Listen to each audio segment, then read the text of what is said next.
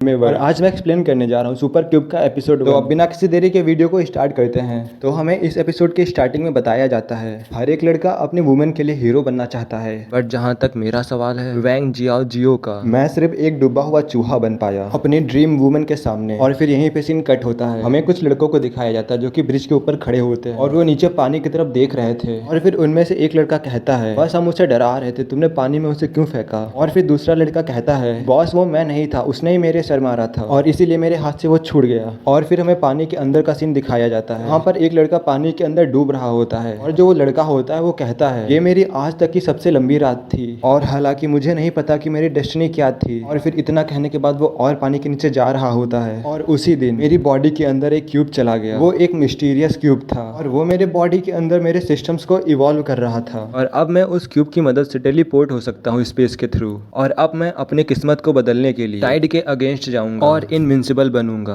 और अब पूरा वर्ल्ड मेरे लिए ओपन हो गया। अब मैं फ्यूचर के लिए तैयार हूँ। और यहीं पे सीन कट हो जाता है और हमें एक लड़के को दिखाया जाता है और वो लड़का अपने दोस्तों के साथ गेम्स खेल रहा होता है। और यहाँ पे बताया जाता है जो ट्रूथ और डेयर गेम होता है वो वर्ल्ड का मोस्ट डेंजरस गेम होता है। और फिर हमें एक लड़की को दिखाया जाता है, उस लड़की से जो क्यूब होते हैं वो गिर जाते हैं और तभी कोई कहता है सेनियाओ तुम हार गई और अब तुम्हारा टर्न है क्वेश्चन का आंसर देने का। फिर यहीं पे जो हमारा एमसी होता है वो बताता है इस लड़की का जो नाम है वो सेनियाओ है और जब से मैं जूनियर हाई स्कूल में था तब से मेरा उस पे क्रश था, मैं तब से उसे पसंद करता था और हम लोग साथ में घूमा भी करते थे, हैंग आउट भी किया करते थे। बट एक्चुअली जब वो हाई स्कूल गई तब उससे चेनबाई हाई स्कूल के दो लीडर अट्रैक्ट हो गए। सही में इस लड़की के अंदर कुछ तो था और वो दोनों लड़के ही इसे प्रपोज करना चाहते थे और फिर इस वजह से उन दोनों ग्रुप्स में लड़ाई होने लगी। और फिर हमें दोबारा से वहीं का सीन दिखाया जाता है। वहाँ पर एक लड़का कहता है नहीं आओ ये रहा तुम्हारा क्वेश्चन और अब तुम बताओ तुम किसे पसंद करती हो, तुम्हें इसका आंसर ऑनेस्टली देना पड़ेगा। जो सन याओ होती है वो थोड़ा शर्मा रही होती है और वो कहती है कि ये थोड़ा सा एम्बैरेसिंग क्वेश्चन है। और जो हमारा एमसी होता है वो अपने मन में कहता है ग्रेट, फाइनली ये इस क्वेश्चन को पा गई। और फिर सन याओ ऑकवर्ड होते हुए कहती है मुझे इस क्वेश्चन का आंसर देना पड़ेगा। फिर जो हमारा एमसी और जो वो लड़का होता है वो दोनों ही कहते हैं ऑफ कोर्स तुम्हें आंसर देना पड़ेगा और सही सही देना पड़ेगा। और फिर सन याओ होती है वो शर्माते हुए कहती है सॉरी, जिस लड़के को मैं पसंद करती हूँ वो है। और जो वो चारों होते हैं वो सन याओ को ही देख रहे होते हैं और फिर सन याओ उस लड़के का नाम लेती है जिसे वो पसंद करती है और उसका नाम होता है वैंग जियाओ जियो। ये सुन के जो उसके पास में दो लड़के बैठे होते हैं उनका तो मुंह बन गया होता है और जो हमारा एमसी होता है ये सुनने के बाद वो ब्लश कर रहा होता है। अभी से हम इसे वैंग कहेंगे। जो वैंग होता है वो ब्लश कर रहा होता है। जो वहाँ पर लड़के और लड़कियां होती हैं वो कहती है तुम जरूर ही मजाक कर रही हो है ना। और जो वैंग होता है वो भी अपने मन में सोच रहा होता है कि मैंने तो इसे सीरियस ले लिया था, हाँ जरूरी वो मजाक कर रही होगी, बट मुझे लगता है कि वो कुछ मिनट के लिए तो सीरियस थी। जो वैंग होता है वो कहता है झूठ मत बोलो, जो सच है वो बोलो। बट जो सन याओ होती है वो कहती है मैं बिल्कुल भी झूठ नहीं बोल रही हूँ, मैं तुम्हें जूनियर हाई स्कूल से पसंद करती हूँ। और ये सब कुछ वो ब्लश करते हुए बोल रही होती है। जब वैंग ये सब सुनता है तो विश्वास नहीं हो रहा होता है, उसके पूरे शरीर से पसीना बह रहा होता है। वो कहता है क्या सही में? और वो अपने मन में कहता है ये तो सही में सीरियस है और मैं इसे बहुत सालों से पसंद करता था और तब से ये भी मुझे पसंद करती थी। और ये सब कुछ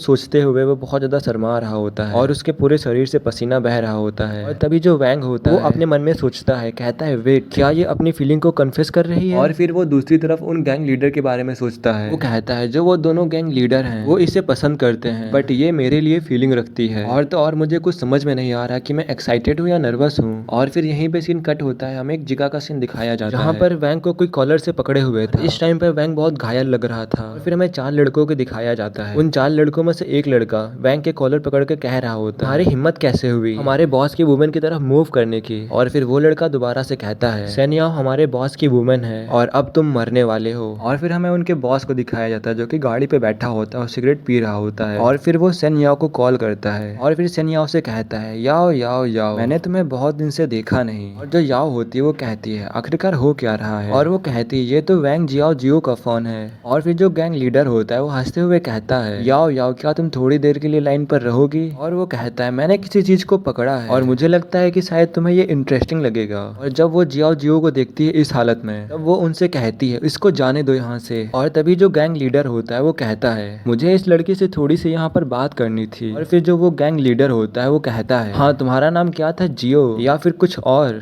अब तुम मुझे बताओ सेन याओ को कौन डिजर्व करता है और सेन याओ का मैन कौन होगा। और फिर हमें वैंग जियाओ को दिखाया जाता है जो कि यहाँ पर कुछ भी नहीं कहता है। और फिर जो वो गैंग लीडर होता है वो उससे कहता है अगर तुम राइट आंसर दोगे तो फिर तुम यहाँ से जा सकते हो और अगर मुझे आंसर नहीं पसंद आया तो तुम समझ लेना कि तुम मर गए। और जो वैंग जियो जियो होता है वो कुछ भी नहीं कर पा रहा होता है। ये सब कुछ देख के वो तीनों के तीनों हंस रहे होते हैं। और फिर जो वैंग जियो होता है वो कहता है तुम बिल्कुल भी डिजर्व नहीं करते हो सेन याओ को। और जब वो लोग ये सुनते हैं वो लोग एकदम हैरान हो जाते हैं। और जो वैंग जिया होता है वो चिल्लाते हुए कहता है तुम सब बस गार्बेज से ज्यादा कुछ भी नहीं हो। और ये कहकर अपने सर को उस लड़के के ऊपर मारता है जो उसको पकड़े हुए था। और फिर जो वैंग जिया होता है वो वहां से गिर रहा होता है और फिर वो पानी में गिर जाता है। वो चारों लड़के उसे ऊपर से देख रहे होते हैं। फिर हमें वैंग जियाओ का सीन दिखाया जाता है जो कि पानी के अंदर गिर चुका होता है। फिर वैंग जियाओ कहता है जो ये पानी है बहुत ज्यादा ठंडा है और मेरी आई के पास चोट भी लग चुकी है और कभी मैंने स्विम करना नहीं सीखा है, तब भी मुझे डूबने से डर नहीं लगता है। और इस टाइम मेरे दिमाग में सिर्फ एक ही चीज आ रही है जिसे मैं हमेशा से पसंद करते आया हूँ और मुझे लगता है कि I am in love, but आज से सब कुछ बदल जाएगा।